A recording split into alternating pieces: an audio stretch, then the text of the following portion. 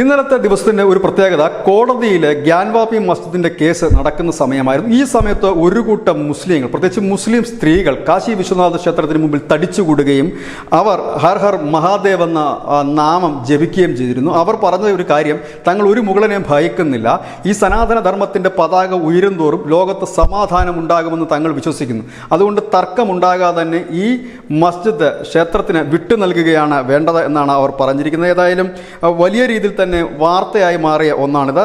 ഈ കൂട്ടായ്മ സംഘടിപ്പിച്ചിരിക്കുന്നത് മുസ്ലിം മഹിളാ ഫൗണ്ടേഷന്റെ നേതൃത്വത്തിലും ഹിന്ദു മുസ്ലിം സംവാദ കേന്ദ്രത്തിന്റെ നേതൃത്വത്തിലുമാണ് ഈ ഒരു ഗ്രൂപ്പ് സംഘടിപ്പിച്ചിരിക്കുന്നത്. ഈ ആൾക്കൂട്ടം എത്തിയത് നസ്രി അൻസാരിയാണ് ഈ മുസ്ലിം മഹിളാ ഫൗണ്ടേഷന്റെ ചെയർപേഴ്സൺ. അവർ പറഞ്ഞതാണ്, ഇവിടെയുള്ള മസ്ജിദ് മറ്റെവിടെയെങ്കിലും മാറ്റി സ്ഥാപിച്ചുകൊണ്ട് ഇവിടെയുള്ള ഹൈന്ദവ വിശ്വാസികൾക്ക് പ്രാർത്ഥിക്കാനുള്ള ഒരു അവസരം നൽകണമെന്നാണ് പറഞ്ഞത്.